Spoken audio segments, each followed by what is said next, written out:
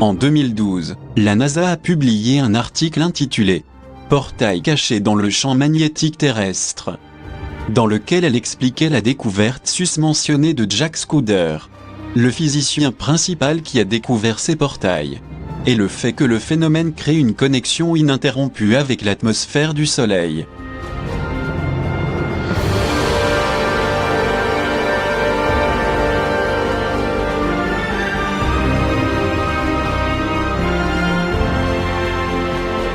Ces portails sont des ouvertures extraordinaires dans l'espace ou le temps, qui relient les voyageurs à des royaumes lointains.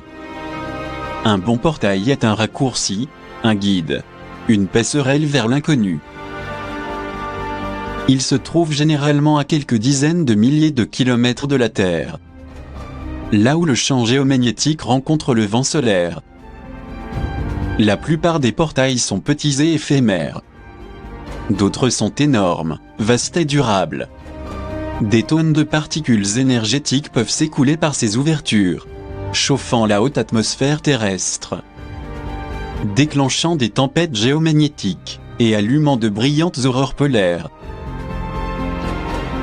Nous les appelons points X, ou régions de diffusion des électrons, explique le physicien des plasmas américain, Jack Scudder, de l'Université de l'Iowa.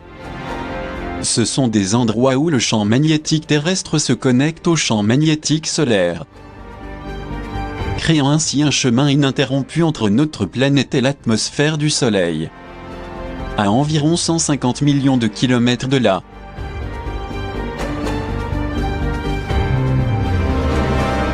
La NASA a découvert il y a quelques années une série de portails reliant la Terre au Soleil, séparés par une distance de 150 millions de kilomètres.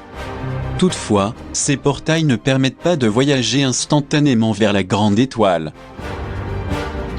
Selon l'agence spatiale, ils fonctionnent comme une voie ininterrompue entre les deux corps célestes, ce qui permet de réduire le temps de voyage. Il n'y a qu'un seul problème, les trouver. Les portails magnétiques sont invisibles, instables et insaisissables. Ils s'ouvrent et se ferment sans avertissement, et il n'y a pas de signe pour nous guider, souligne M. Scudder. Les portails sont formés par des processus de reconnexion magnétique. Les lignes de force magnétiques entrelacées du Soleil et de la Terre se rejoignent pour créer les portails. Les points X sont les points où les intersections se produisent. La jonction soudaine des champs magnétiques peut propulser des jets de particules chargées à partir du point X, créant ainsi une région de diffusion d'électrons. Pour savoir comment localiser ces événements, M. Scudder a examiné les données fournies par une sonde spatiale, qui a orbité autour de la Terre il y a plus de 10 ans. À la fin des années 1990, la sonde spatiale Polar de la NASA a passé des années dans la magnétosphère terrestre, explique M. Scudder. Et au cours de sa mission, elle a trouvé de nombreux points X. Les données recueillies par le vaisseau Thémis de la NASA et les sondes européennes Cluster indiquent que ces portails s'ouvrent et se ferment des dizaines de fois par jour. Afin d'en savoir plus sur les points X et ce phénomène spatial, la NASA a lancé une nouvelle mission appelée Magnétosphère Multi-Échelle, MMS. Elle a tenté de déterminer s'il existe des signaux permettant d'entrer dans ces portails lorsqu'ils sont ouverts.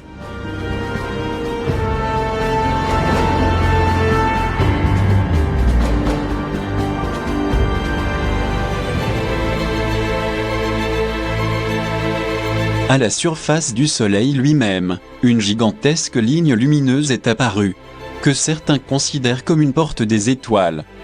Une porte des étoiles est un accès quasi instantané à d'autres parties de l'univers. On pense qu'il s'agit d'un accès à des trous de verre, de véritables raccourcis entre les étoiles, qui permettraient aux êtres de l'espace de franchir de grandes distances en peu de temps.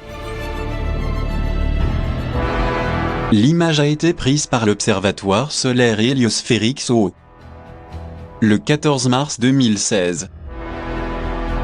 Elle montre une tranche qui s'étend sur près de millions de kilomètres. Selon le célèbre chercheur américain, Scott C. Waring, du site UFO, Sighting Daily, qui a été le plus grand diffuseur de ces étrangetés sur le Soleil, ce que l'on voit est un accès rectangulaire aux proportions énormes, qui permettrait l'entrée et la sortie de vaisseaux mers extraterrestres, qui abriteraient de plus petits vaisseaux à l'intérieur. Une porte géante s'est ouverte sur le Soleil, en mars 2016. Juste un peu, juste assez, pour faire une grande fissure, où la lumière blanche et pure du monde intérieur brille à travers. Écrit ainsi Waring sur son blog, qui ajoute: elle s'est ouverte juste assez, pour permettre aux vaisseaux mers extraterrestres d'entrer ou de sortir. Si nous revenons au concept de porte des étoiles, une telle idée n'est pas nouvelle. Elle a déjà été énoncée en toutes lettres, comme nous l'avons mentionné plus haut, par le célèbre conférencier suisse en astrophysique, Nassim Haramein, qui a déclaré dans ses conférences que le Soleil, et même l'intérieur des volcans terrestres sont des portails stellaires.